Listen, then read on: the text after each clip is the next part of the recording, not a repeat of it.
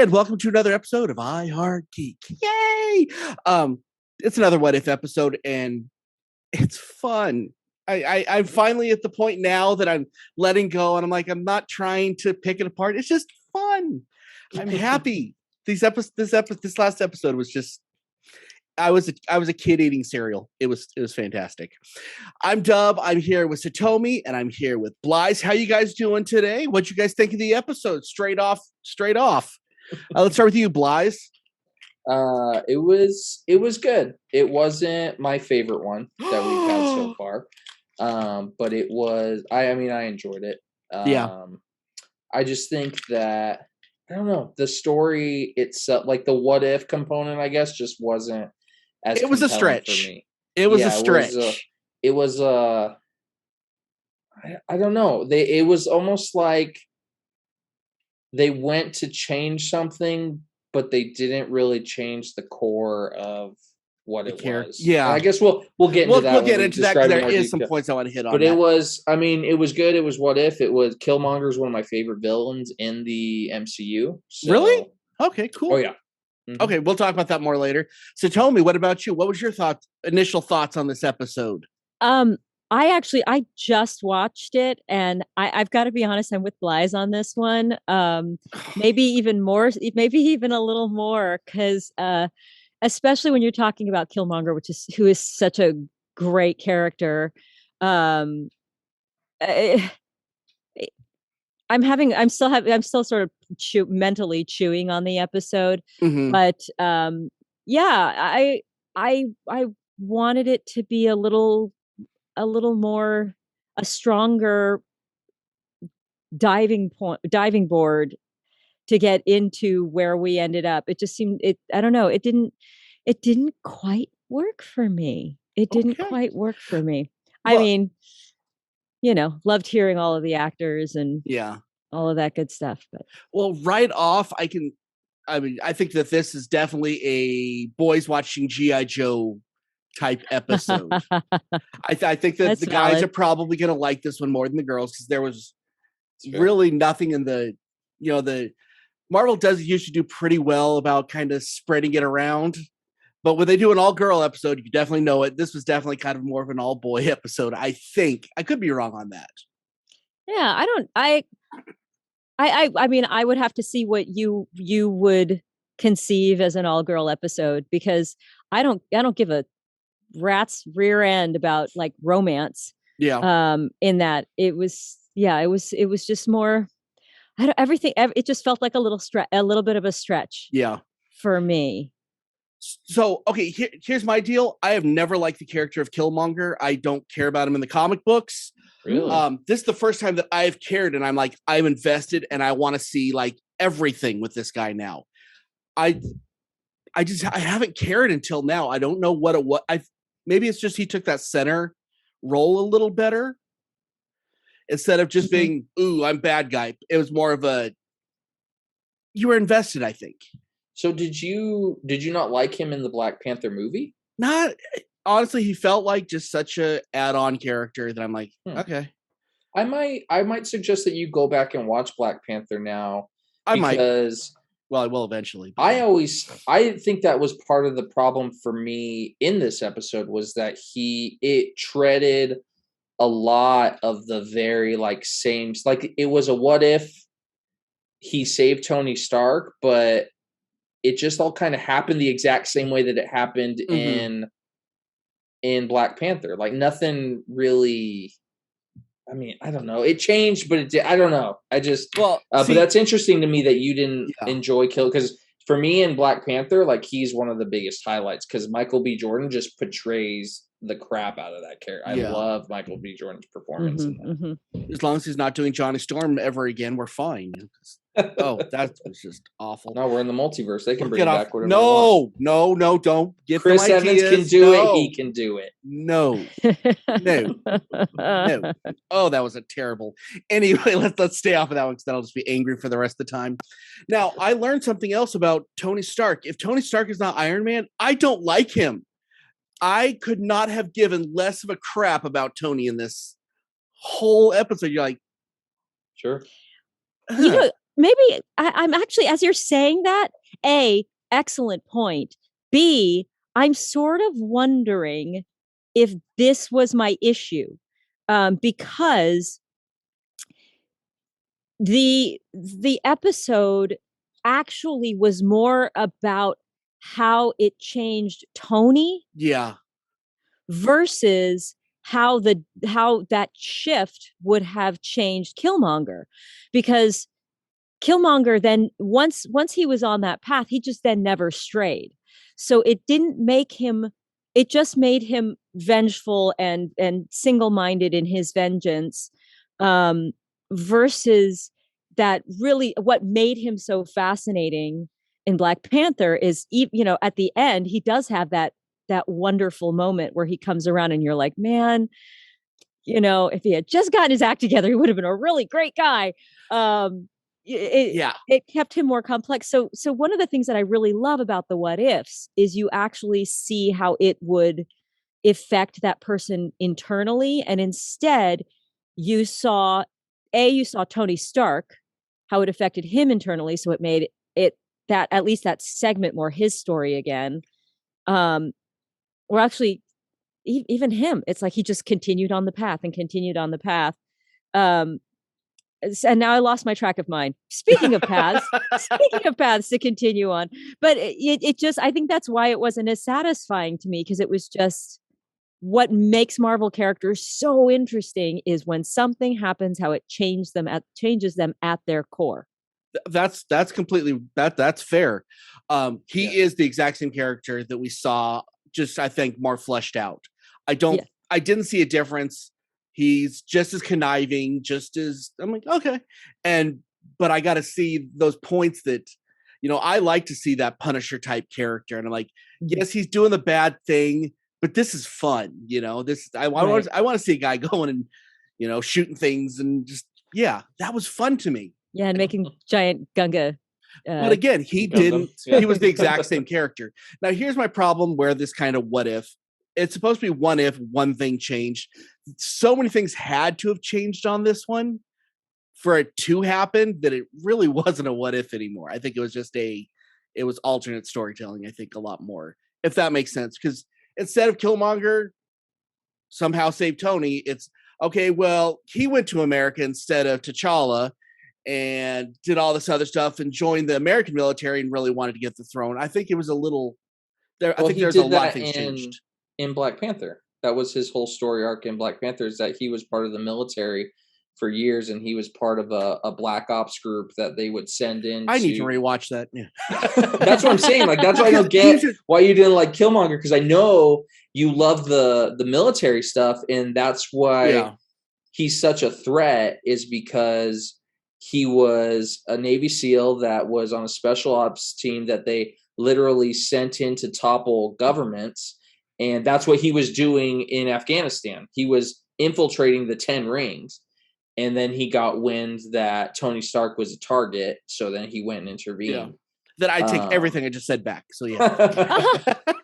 But so I think it still feel like there was a lot that changed, but he didn't change as a character. Sure. I think what good call to Satomi.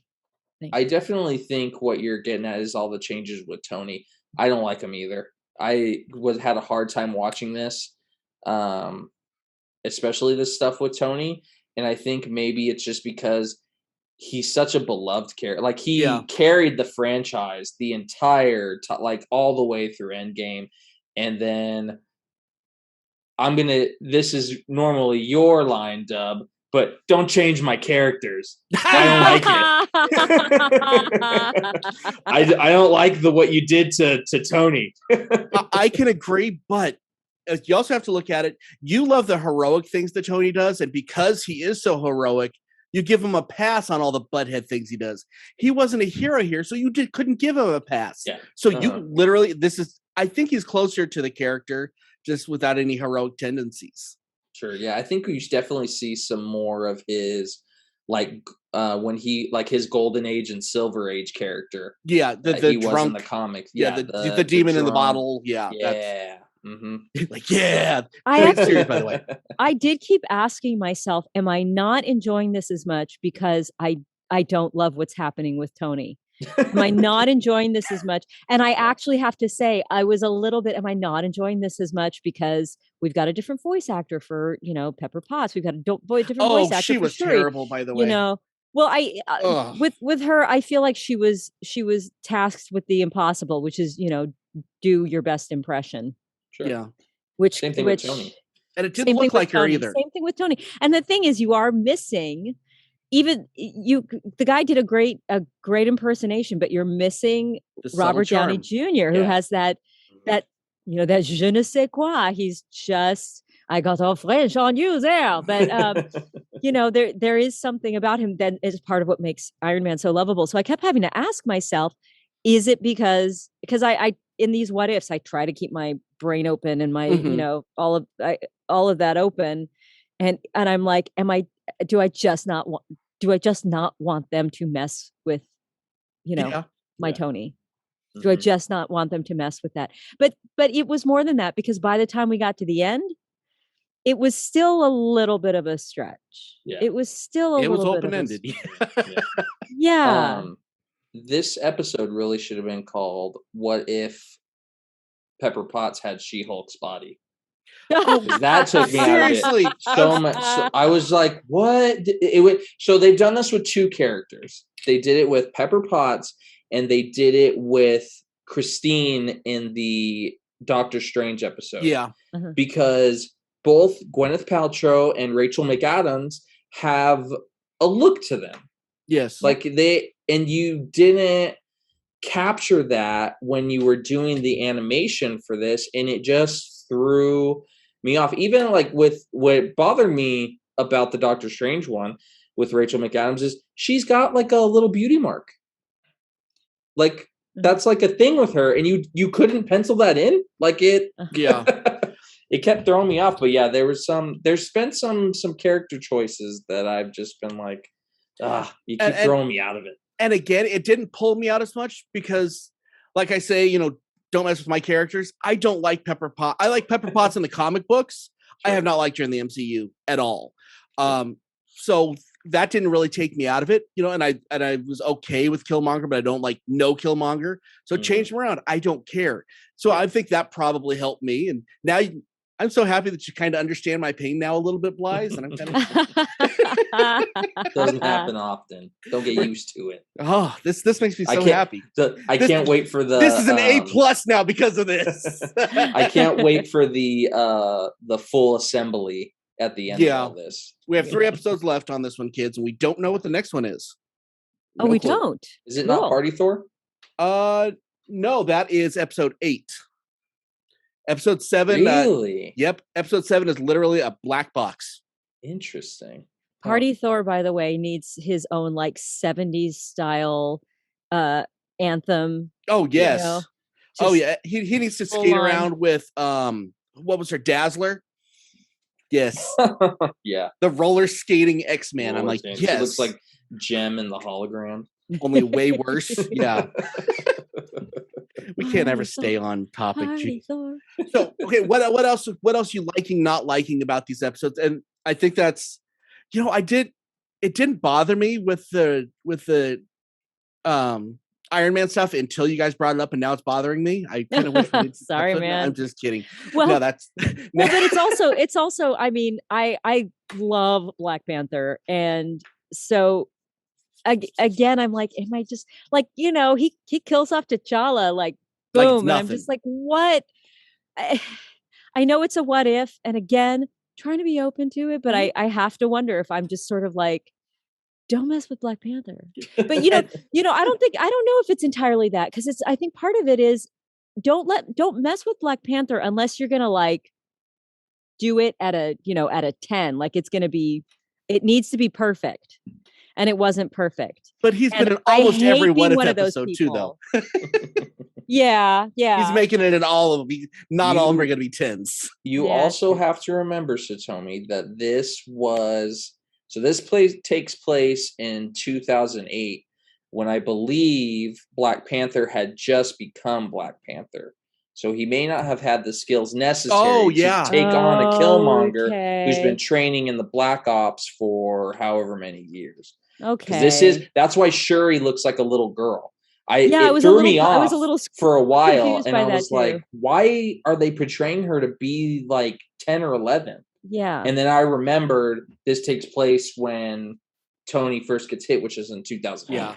So there's some that time makes there. sense. So that gives you a little bit of an excuse as to why T'Challa went down so easily. Okay. And I like that when they do the storytelling that you're not going to be your most powerful at the beginning. It takes a while, and the longer it goes, the better you get, and then it eventually gets slower.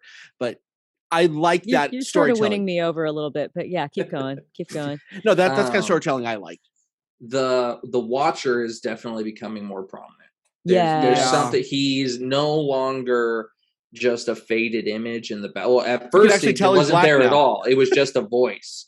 Yeah. And then he's like fading in and becoming more and more clear. So I think it's got to be, I mean, in the next episode or two, he's going to start plucking people from their realities. Because he don't want to watch no more.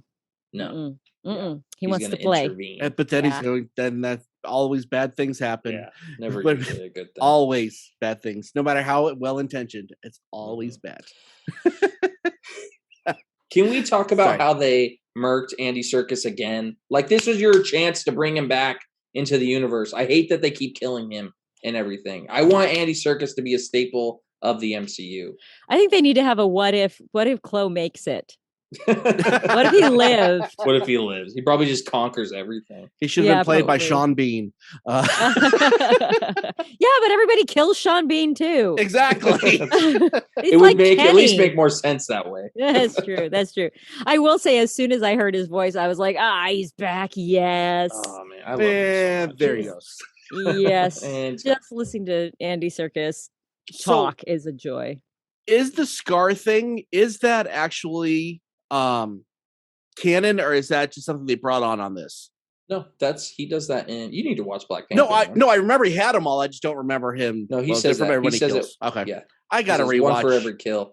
It's because it's a character I just didn't care for. I love the rest of the movie. I love it, but that's just. That was an effective moment, though, when he starts to cut himself. Yeah, that was very, very effective.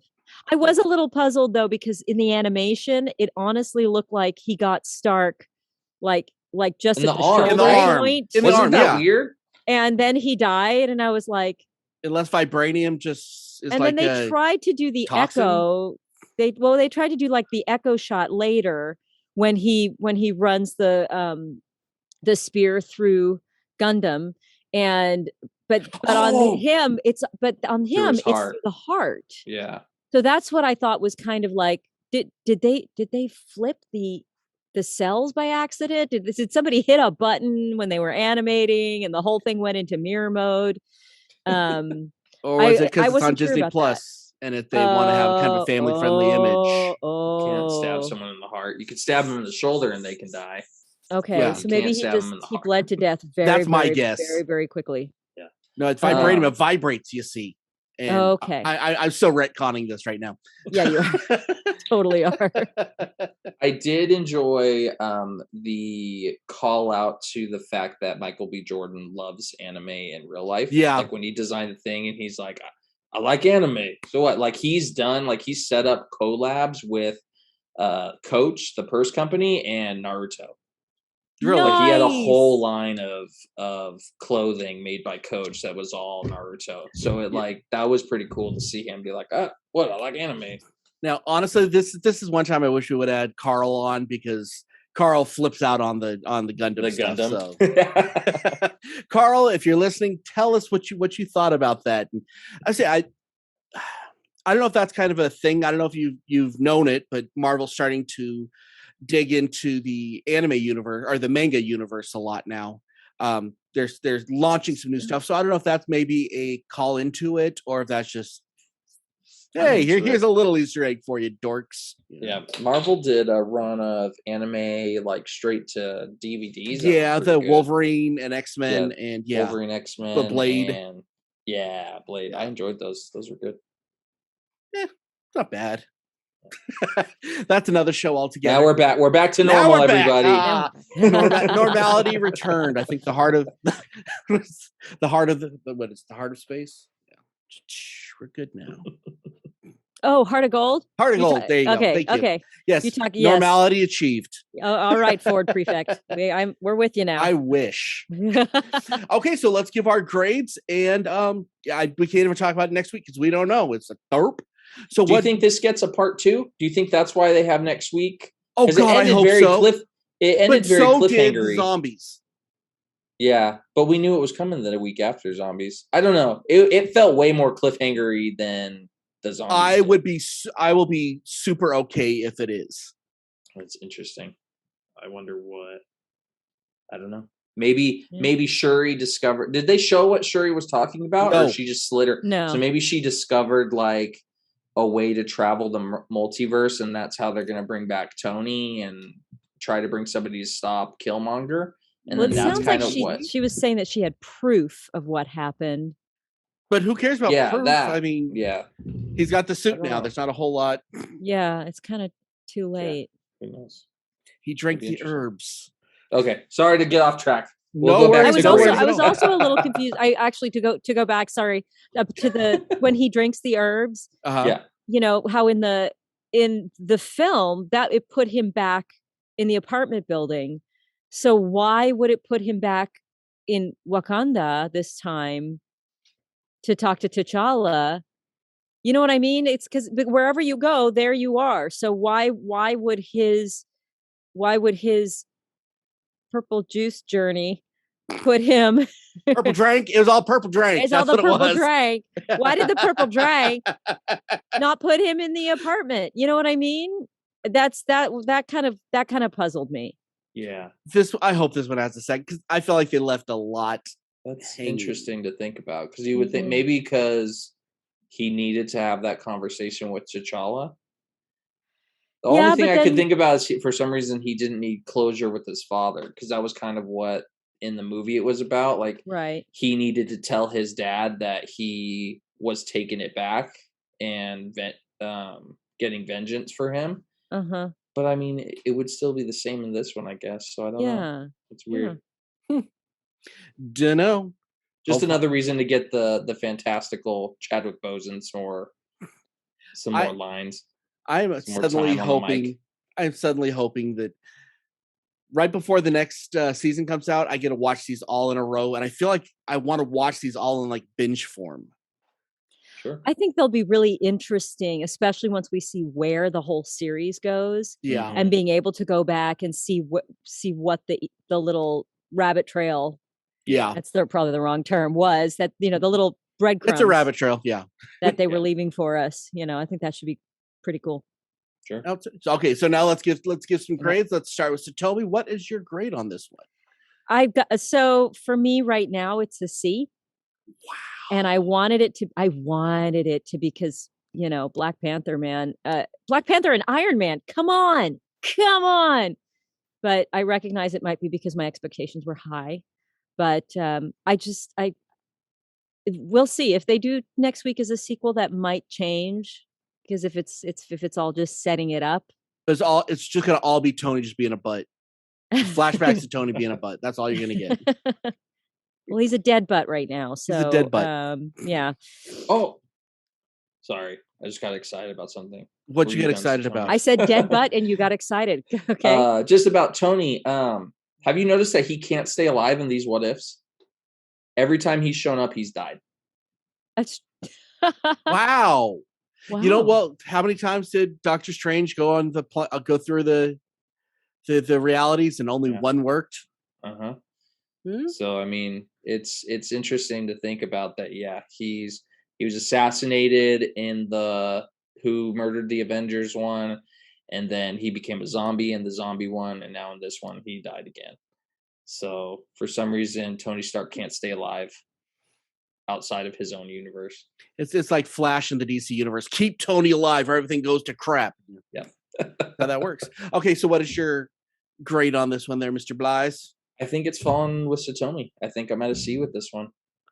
It's just I think for this probably the same reasons. It's just I had when we saw the trailer and you see Killmonger grab the bomb and throw it, So cool. I feel I wanted more out of the interactions that what happened to them, and kind of more of a deviation from the original story than what we got. Like I was expecting Tony to instead build the Iron Man suit for him, build the I kind of thought that's where it was going. Yeah, I thought that was what's going to happen Instead of becoming too. Whiplash, Yeah, exactly. And then he made the suits, and even the drones themselves just looked like the ones Hammer made in Iron Man 2. They were the drones that Hammer made. So it just is weird that even with that like design choice, it wasn't. I don't know. Fair enough. Just felt off. So you guys inspired me to change my grade. I was going to give it a B+, A-. Yeah. Oh. I enjoyed that. As I say, I enjoyed it. I just felt like this was made for me. It was fun. It was, a Punisher type episode, and it was just fun. I didn't have to think about it too much. I'm like, yeah, Tony's a butt. Cool. And, I felt like I was a kid watching a G.I. Joe cartoon, and I was in. So, yeah. That's what we've been saying. Valid. This is since freaking the beginning me out. is that these feel like a Saturday morning cartoon. So. And I'm finally past the point that I care about the animation. I think I hit it when on the What If I finally said, okay, I'm okay with the animation. Now I don't even see the animation anymore, except for when you see Pepper Potts looking like White Hulk. Yeah. The intro, has it always been the normal Marvel Studios intro, and then once the logo sits, it transitions to the animation? I'm gonna have to look. Yeah, look, I'm gonna have to go back and watch it too, because that was something I noticed on this episode that I feel like I didn't notice before, but it was really cool. It was almost like it's like this is the MCU, but we're in this world. Yeah. Yeah. So. One thing I want to say before we sign off, because I was thinking about what I wanted to say in the first place. We were talking about, you seeing the Watcher more and more and more. Mm-hmm. And I said that, well, this is the first time you can see that he's black. He's always been translucent. He's actually becoming part of it instead of just, the vision in the sky, or just the, you can see it if you look to the side. Now it's like you can see physically. Yeah. So I think that's an interesting. Something that I've noticed as well is his lips are now moving with what he's saying. I don't recall, even when we had. It's always been telepathic. It's always been, yeah, exactly. Like what we see of him would have been not moving, but you're still hearing the voice. This is what I remember. I could be making this up in my head, but it just really struck me this time where it was like, oh, he talking. Yeah. Like for real. Mm-hmm. So I can't wait till he gets involved, and it's gonna be so bad. That's a good question. So horrible. Wise. Who is he talking to? Yeah. Is he talking to us as the audience? Does he know that he's in a TV show? Or is he talking to? Is he talking to Stan? Yeah, is he talking to Stan? Like who is he talking to? That would be the greatest twist in the world if they could make that happen. Stan sitting at his desk.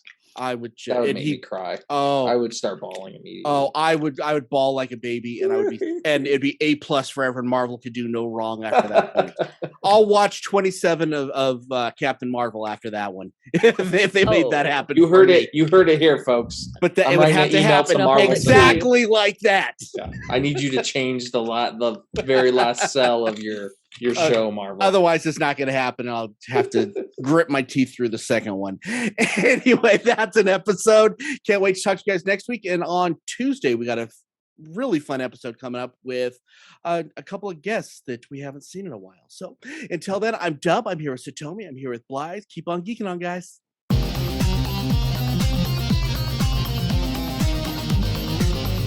You have been listening to the latest episode of the iHeart Geek Show. Make sure you visit our website at www.iheartgeekshow.com. Make sure to follow us on Instagram, Twitter, and Facebook. And if you check us out on YouTube, make sure to like, comment, and subscribe. And keep on geeking on to all of you geek rock stars.